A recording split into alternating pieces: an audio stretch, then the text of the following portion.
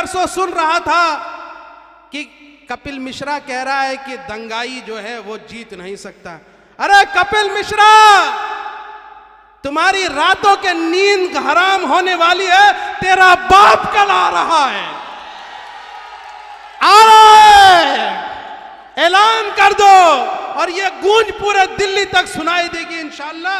और आप भी तैयार रहना नौजवानों कि इस बात के साथ कि कांग्रेस ने भी हाशिमपुरा, मलियाना और भागलपुर का दंगा कराया था, वो तुम्हारी कोई हमदर्द नहीं है। मैं खुद संजौली मस्जिद शिमला में होकर आया हूं, मैंने खुद अपनी आंखों से देखा है कि राहुल गांधी 3 दिन तक शिमला में होने के बावजूद भी ना वो शिमला के संजौली मस्जिद गए और उसी वक्त में हिमाचल के अंदर मुसलमानों पे जुल्म हो रहा था। किसकी सरकार है वहां पे?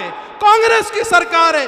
ना ये आम आदमी पार्टी तुम्हारी हमदर्द है, ना ये यहाँ कांग्रेस हमदर्द है, ना ये बीजेपी है। अगर तुम्हारा कोई हमदर्द, तुम्हारा कोई कायद, तुम्हारे लिए कोई फिक्र करने वाला है तो वो हमारे कायद असदुद्दीन ओवैसी है।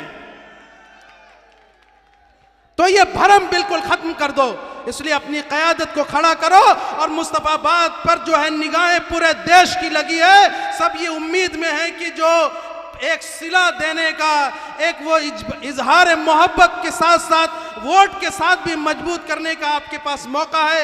आप ये जिता के आप दिखा दीजिए कि मुस्तफाबाद के लोग सिर्फ जज्बाती नहीं हैं बल्कि वोट देकर भी जिताते हैं। अगर किसी मजलूम के साथ खड़े हो जाए तो बड़ी बड़ी ताकतों को तोड़ने का भी काम करेंगे इंशाअल्लाह।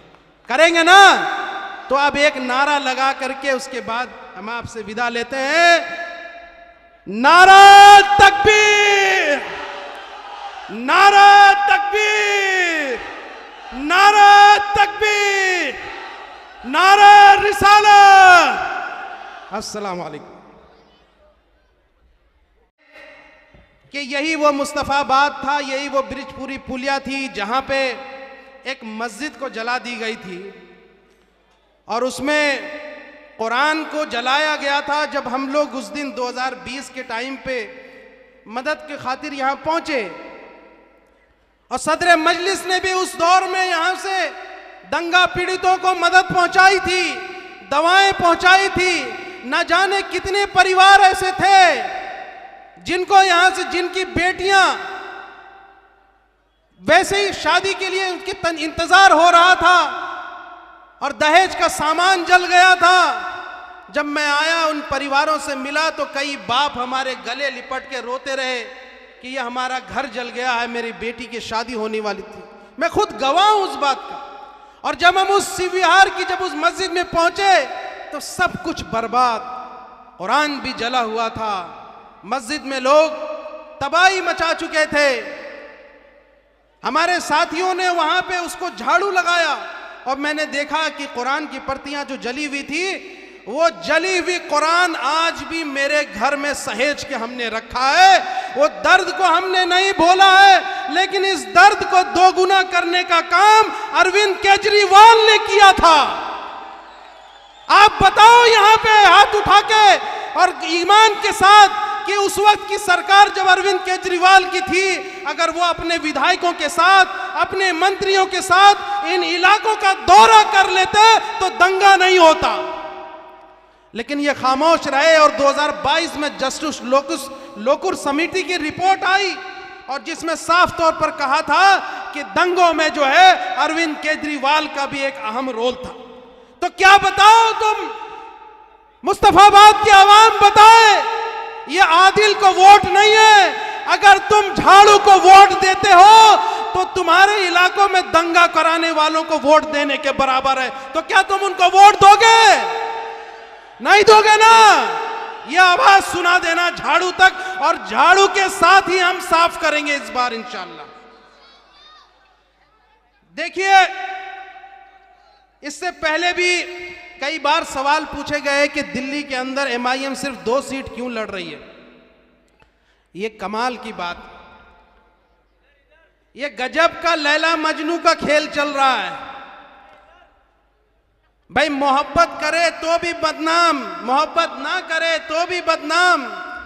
अभी अगर 10-15 सीटें लड़ लेते तो कहते कि यहां मजबूत नहीं है और वोट काटने के लिए आ गए।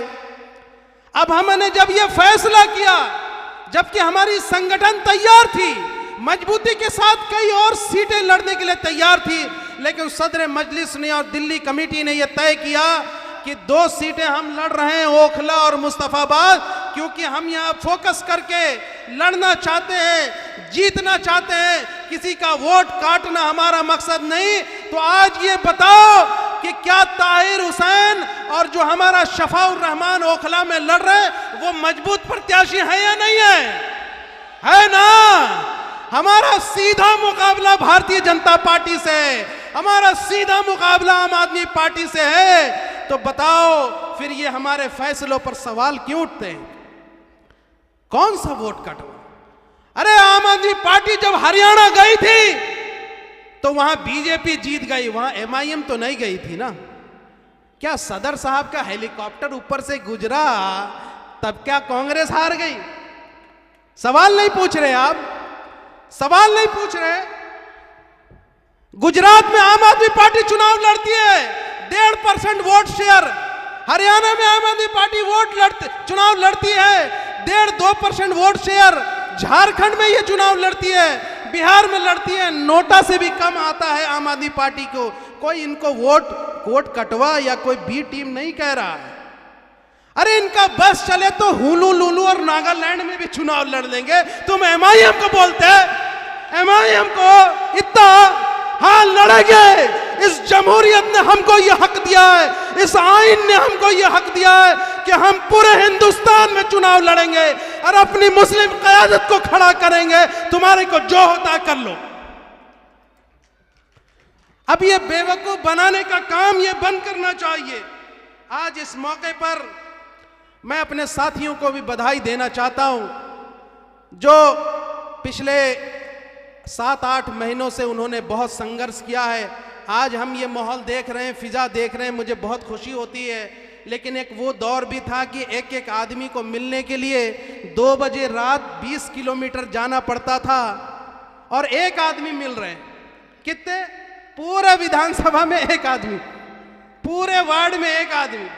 वो दौर भी हमने देखा है, वो दौर भी हमने देखा है जब दिल्ली के अंदर जब हमने बांग्लादेशी और रोहिंग्या के नाम पर मुसलमानों के साथ जुल्म करने वाले लोगों को जेल में भेजा है और वो रोते हुए नजर आए हैं। आपको वीडियो तो मिली होगी ना।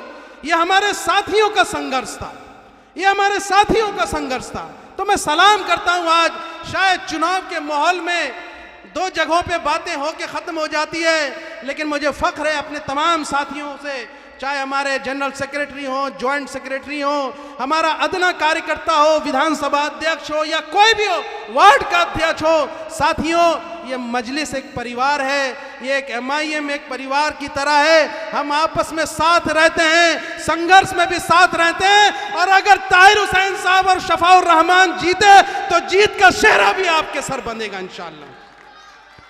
ये कांग्रेस को आप क्या समझते हैं? मैं अपनी बात खत्म करने जा रहा हूं।